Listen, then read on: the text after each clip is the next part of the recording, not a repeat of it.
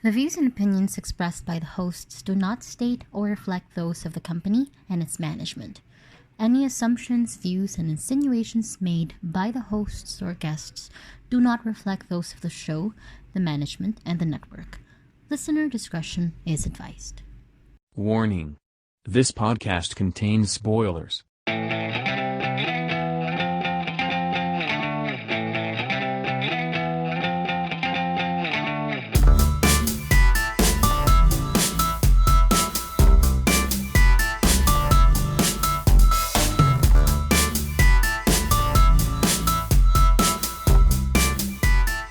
Third World Cinema Club. So here we go to the next category, Best Screenplay.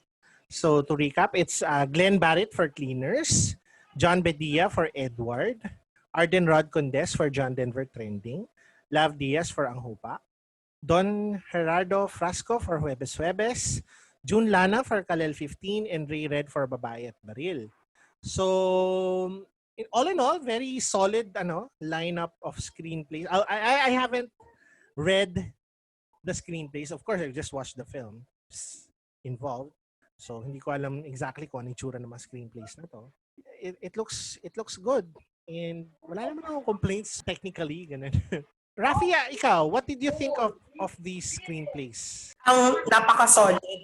I mean, all of these screenplays really, showed the craftsmanship of the film, from the technical parts of the writing all the way to the dialogue. So, for me, walang masyadong puna with the screen. Any of them deserves the win. How about you guys? Skilty or Nicole? Any thoughts on?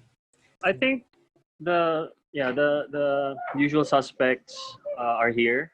Siguro it's either itong mga top films na mention, for example, in Pinoy Review, yung John Denver Trending, Cleaners, Edward, or even Babae at Baril.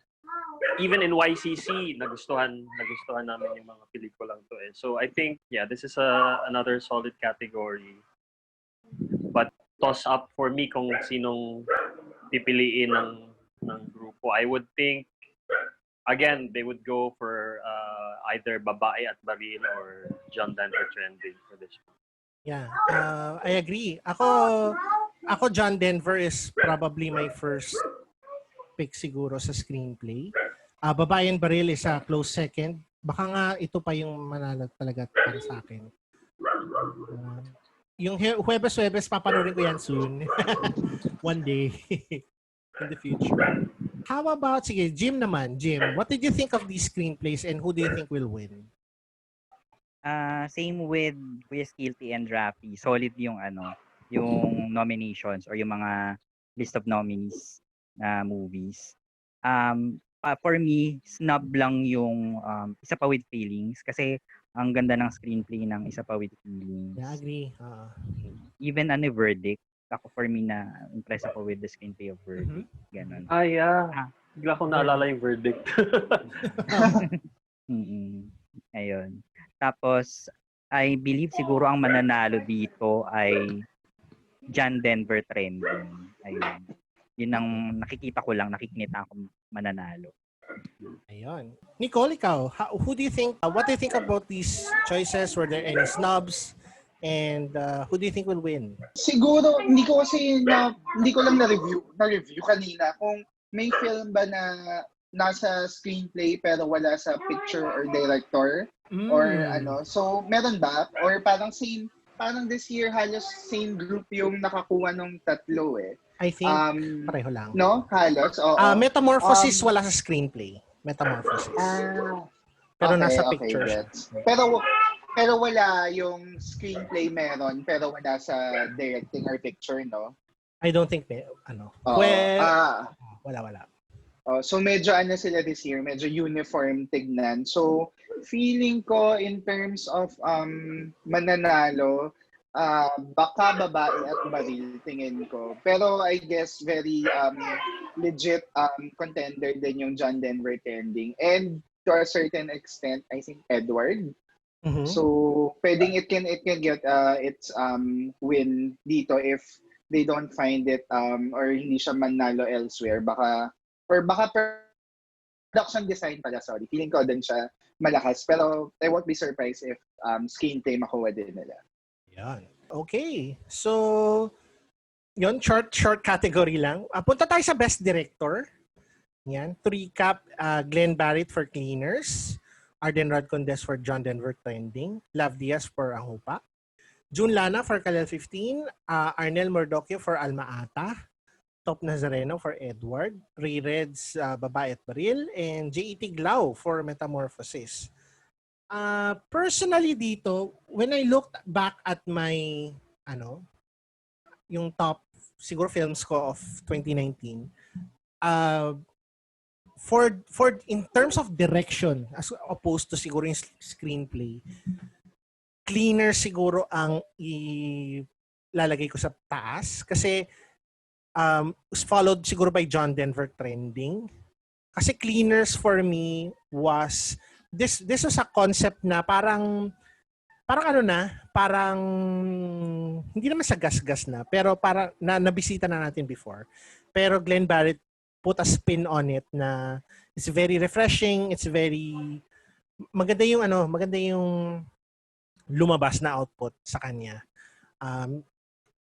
Otherwise, yung si kay Arden, yung siguro yung ibibigay ko Best Director kasi this is his first film tapos talagang naka-assemble siya ng isang very, very solid film.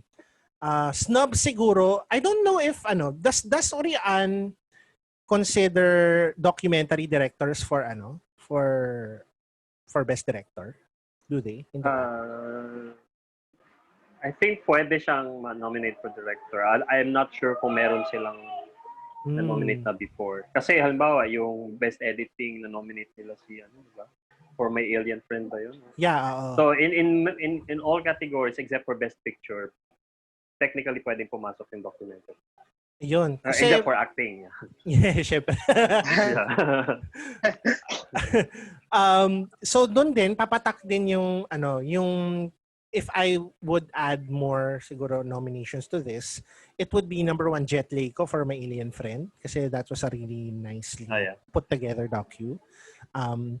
The other one, of course, yung syempre very very Prime Cruise for Isa Pa With Feelings kasi that film was my favorite film last year. Personal preference lang naman. Tsaka ang ganda ng pagkatali ni Prime Cruise sa mga elements ng pelikula. Yeah. So, how about sige Rafika? What did you think about the for Best Director? Who was snubbed and who should win? Ganun. Ganun din, very decent yung lineup ng Best Directors. Last year kasi ang pinili ko, yung sinubmit ko sa Pinoy Review, ang personal preference ko was Arden for Trending because yung craftsmanship ng pelikula kasi was spot on from musicality, yung music, yung the way the camera panned, yung acting, all of them, it all worked well and it did its job of making people angry. I do agree then that Glenn Barrett's direction in Cleaners was spot on. I think it's one of the most inventive films we've seen from the last year's lineup of films, maybe even the last decade. Gusto ko lang din idagdag kasi nadagdag na mention nyo Doc John si Jet Li. I would also add Nico Reveresa for No Data Plan. No Data Plan, yes, kasi sobrang ganda ng pelikula sa akin. It's one of the best documentaries to have ever tackled, the immigrant experience or hindi nga lang immigrant kasi siya tawag dito. It's about tawag dito being, ano yung term? PNP. It's about that experience of being at PNP, having to and the fact that he used it in an experimental way, but at the same time, it's relatable to its audience. Yun. I am going to put Nico Reveresa for No Data Plan. Okay. How about Jim, ikaw naman. Yung Best Director. Strong competition din for Best Director. So sila rin yung mga bet ko. Although ako aminado, hindi ko napanood yung Ang Hupa and Cleaners, ganon. So ang ang bet ko na manalo ay si June Lana in Kalel 15. Okay. And then for me ang snub sa category ng Best Director na sana na-nominate ay sina Joselito Altarejos in Gino Tomari. Or Gino Tomari. Yes. Oo nga. Same, Prime Cruz in Isa Pa With Feelings. Si ano ba? Si Darrell Yap for Joable. Ay, grabe. Joke! Grabe yun. Joke! Charot lang, Jim. Charot. Saka another snub ay si ay, kasama ba sa nominee? Ay, no. Ay, Hindi, siya hindi. nominated. Si Raymond Ribay Gutierrez in For Verdict, yeah. Yan. Wait lang, na-nominate ba si Irene? No, unfortunately. Okay, siya yung sasabihin ko actually. Siya pa lang yung Ayan na. sasabihin kong snub. Yeah. Ayun. So sige, Nicole, ikaw naman. What did you think of Sige, this? I guess, yun nga, medyo may uniform line-up pick sila for this year in terms of screenplay, directing, and medyo maunahan ko na in picture. Ang notably missing for me is Irene Villamor because Ulan got 7 nominations pero walang directing or picture. So, I guess the usual Hollywood joke dyan is the film created its own, directed its own. Kung yung mga text niya and yung acting niya pero the director is missing. So siya yung kasi usually yung mga sinasabi natin yan sila. Prime Cruz ganyan, hindi nga sila nakapasok sa shortlist so medyo mas gets natin yung absence nila sa nominee list. Pero ayun, si Ulan was one of the top nomination getters. So medyo nalulungkot ako na hindi na-nominate si Irene Villamor for either screenplay or directing. Tapos gusto ko yung nomination ni Glenn Barrett kasi si Cleaners, ewan ko, ako yung perception ko na una ko napanood is hindi ko alam if the Orian will go for it because on one hand, it might feel na parang gimmick, flashy type yung kung paano nila ginawa yung pelikula. So I'm happy na it struck a chord sa kanila and then nagustuhan nila yon. So there's that. Pero in terms of winning, siguro I'd say it's either June Lana, who surprisingly, if I'm not mistaken, hasn't won an Orian yet. Oh. Pero hindi ako sure. Mali pala ako. Pero yun. Yes, tama. Hindi pa siya nanalo ng Ayun, Orian oo. for Best Director. And then, if not him, probably the obvious choice is Arden Condes for John Denver Trending. Unless they go for a back-to-back female director winner. Kasi di ba last year si Mamang. Denise O'Hara. So baka this year si Ray Red. For Babae at Baril. Yeah. For Babae at Baril. Yes. Yun. And I guess, finally, Skilty, your thoughts on this? Yeah, I agree. They might go with Ray Red for this one. Feeling ko kasi parang statement yung win ni Denise last year na kahit small film, intimate, woman directed, pero pwede siyang makipaglaban sa mga technical na technically crafted film. So and it's a good thing na Babae at Baril is really well crafted. So they might go with that, but also yun nga, with June Lana kasi gusto rin nila yung pelikula, di ba? They had the most nominations along with Babae at Baril. But there are those, but I also really like Arden Radcondes' work as well as Glenn Barrett's work last year. So yeah. Good. So, I guess let's move on to the last category we'll be talking about today. Best Picture. So, again, to recap, it's Babae at Baril, Cleaners, Edward, Ang Hupa, Huwebes, John Denver Trending, Kalel 15, and Metamorphosis. So, tinignan ko ulit yung list ko from last year, Best Films. My highest ranked film in this list was Cleaners.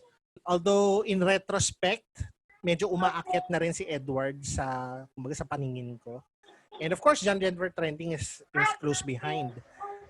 So I think if we are to base this siguro yung para hype or public hype, baka John Denver Trending will win.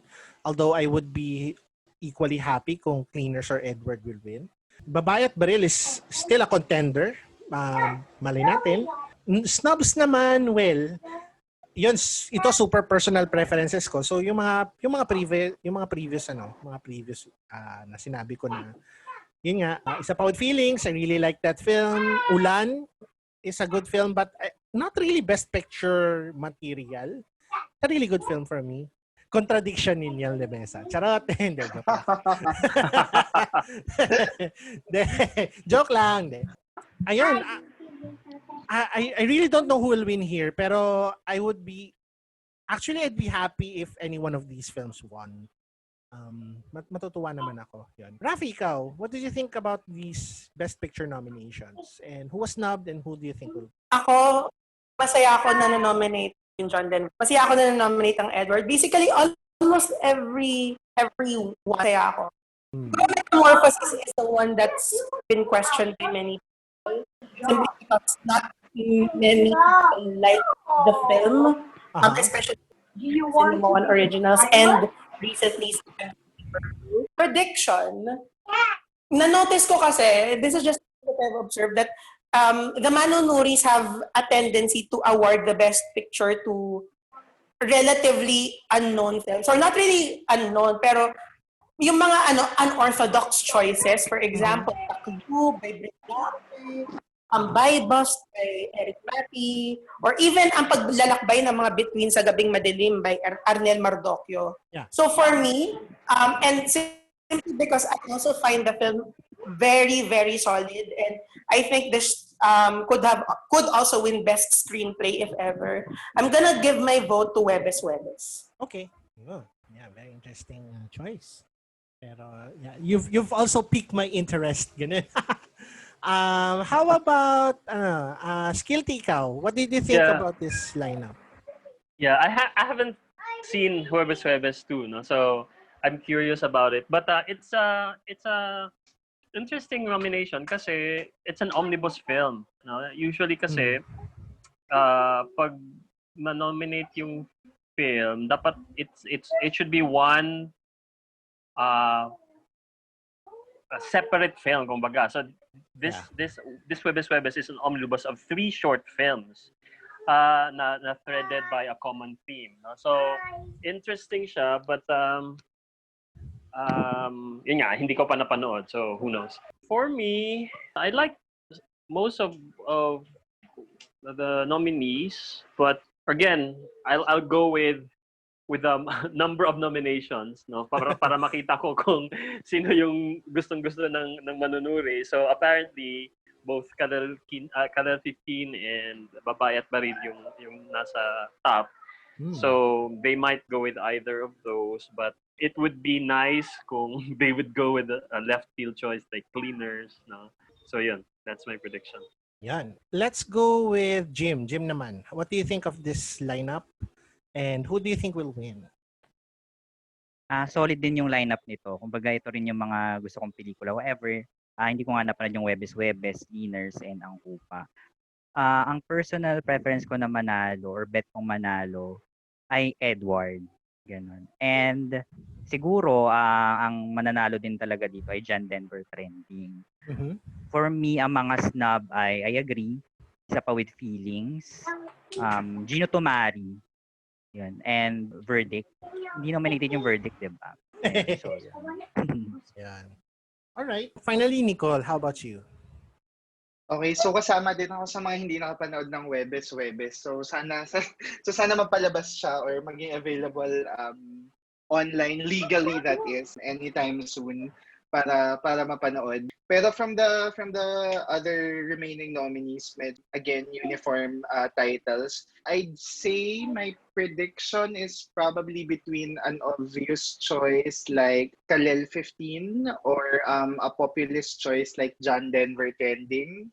Si Babae at Baril, I feel like more of a director pick for the Manunuri instead of giving it the biggest award of the night. And yung sinabi lang din kanina na lately medyo si Manunuri, meron silang tendency na they award Best Picture to a film that hasn't won anything in the other category. So yun nga, si Taklub in 2015 and then yung ang paglalakbay ng mga Bituin in 2012. So I guess may chance din all the other films. Pero I think it's gonna be between Kalel 15 and John Denver Trending. I'd probably say John Denver by a bit kung papipili ako ng isa lang. My personal choice sa lahat ng nominees will also be John Denver Trending. Pero solid lineup as compared to other years na yung mga kunyari 4 lang, tapos yung dalawa doon hindi ko pa masyadong gusto. So, as if naman may paki sila sa picks ko. No? Pero, yeah. Oo, pero yan. Ayun. So, ayun, actually that ends our parang munting episode for today. I guess before we leave, any final thoughts on the nominees for this year? Anything you'd like to discuss na hindi na discuss natin today? So, anyone? Any volunteers? Sige, ako mag-umpisa ako. Sige, Nicole, go. Feeling ko, kasi ako din may theory ako na katulad ng sinabi ni Skilty na they weren't able to see lingua franca on time or before the nomination. So I was wondering if pwede siyang maging eligible for next year kaya. I wonder if they will tweak or do something about it for it to be considered for next year. Siguro kung Hopefully. magkaka-Netflix PH release siya, will that count as a parang technically a movie release din pag pinalabas na siya? So yun as for starters. Yeah. And then yun yung una ko naisip. And then kasi 'di ba si ano nga yung movie ni Arnold Mardoquio na sinabi niyang 2018 Alma-ata. Ayun. Alma-ata. So baka may ganong scenario din to na we'll see lingua franca next year because I think it deserves to be mentioned, it deserves to be nominated and win some awards. So yun yung main thought ko regarding ano. And kung magkakaroon ba ng award season next year kasi sobrang technically we're sobrang konting films ngayon, no? Kayo din kaya Skilty sa YCC, mamimili na ba kayo sa James and Pat and Dave? Sa Dininangs? Dininangs! Wala. Feeling ko walang awarding next year. So, magiging combined siguro yung next 2 years. I don't know. Pero, ayun, interesting thought. So, kaya din exciting na nag-release si YCC sometime in April kasi somehow buhay yung award season natin and now with the nominations. Yun. For me, same din ng nasabi ni Nicole na sana nabigyan ng chance yung lingua franca kasi fortunately napanood ko siya with Q-Cinema and na-impress ako with lingua franca. And yung mga nasnub siguro I hope makonsider ng FAMAS kung hindi man dito sa Urian. Di ba? Like Liza Soberano, ganon. So, and main and Carlo and Isa Pa With Feelings. Ayun. Tapos pwede din na yung na-consider dito, wag nang i-consider ng FAMAS, ganon. Ayun. Ayun. How about, Rafi, ko naman? Any final thoughts? Sa akin naman, I'm very happy na somehow the mainstream that we have is also getting rave for, to be fair, there were a lot of great mainstream films last year with Hello, Love, Goodbye, Ulan. I hope that more mainstream films, for example, Isa Pa With Feelings, would get nominated in the latter years so that we can further remove the line that separates mainstream na in the long run it's just a whole piece of cinema. With the nominees, very solid. I hope that to those who would win, congratulations in advance. People that get to watch Web is Web. I know that it's one of those films na hindi masyadong napanood ng maraming tao, but I hope that if ever it does get released somewhere, I hope that many people would get to watch it. Ayun, I agree. Tsaka dagdag din, Rafi, doon sa sinabi mo. Kasi a lot of festival films got uploaded on streaming services like Edward and John Denver. So people had a chance to watch it outside of the usual festival circuit. So tumaas talaga yung awareness nila, which I hope it also increases parang hype for the eventual award ceremony. And ayun, and I hope more Filipinos get aware of are made aware of our very vibrant, well, before the pandemic anyway, our very vibrant filmmaking industry, which has a lot of good films that to enjoy, or not really enjoy but to watch. And finally, siguro Skilty, your thoughts Any final Yeah. thoughts about the festival? The festival, the Urian? Yeah, I'm with the Manunuri kasi I'm quite ambivalent with the group kasi on the one hand I appreciate na it's the most prestigious kuno critics group in the country. But on the other hand, they're quite kasi parang hindi alam mo yun mas tama yung taste ng Pinoy review voters kaysa sa kanila kasi parang silang behind kumbaga no tayo yung mga nagre-review regularly lalo na kayo no nagre-review ng mga bagong releases tapos sila parang tahimik for the most part tapos bigla na lang magbibigay ng trophies at a certain time of the year na parang I don't know if you call it resentment pero I appreciate naman na tinitingala sila ng industry dahil because of yung history nila etc. Pero I wish they would engage with the industry more rather than just giving out awards by coming up with reviews with criticisms of the films. Kaya feeling ko yung the best way to deal with award giving bodies is to sort of democratize the voice kumbaga. Nandun yung Urian pero no, what makes Urian better than YCC or Pinoy Review or so in a way I'm saying who knows, maybe you guys will come up with your own group awards group later, right? So para naman mas democratic kumbaga yung Philippine award giving bodies in the country. Yeah, agree ako. Hopefully, yung mga talagang nanonood ng pelikula, ma-add yung voices nila. And there are a lot of voices out there in the community na not necessarily from an academic background, mga film academicians, pero yung mga hobbyists or people who really like watching films and have developed their own parang tastes over time siguro ganun.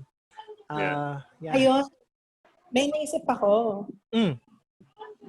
Kasi there was one Twitter user who brought up the idea, Sir Skilty, why not daw, if ever merong mag-fund or may mag-sponsor, why not treat Pinoy Review as a sort of like award-giving body, counterpart of Critics' Choice Awards? Yeah, why not? Yeah, and we can collaborate on that. We can call it Third World Cinema Club Awards or something. O, di ba? Ayos yan. Yeah. Yung since virtual na ngayon, like renting a venue and siguro yung pa-trophy na lang yung gagastahin natin. Yeah. Pero we try to get as many voices as we can to vote on what you like.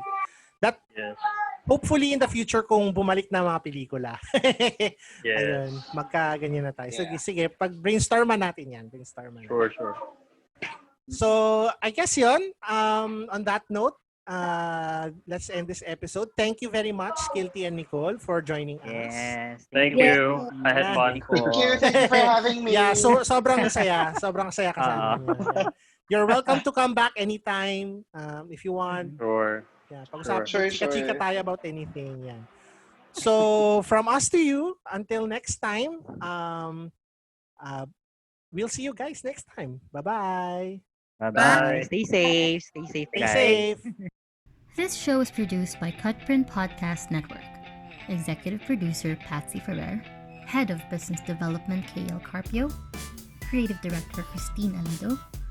Podcast and Social Media Manager Mia Escondo. Sound Engineer Erica Santo Tomas. To advertise, email us at podcast@cutprintproductions.com. Third World Cinema Club.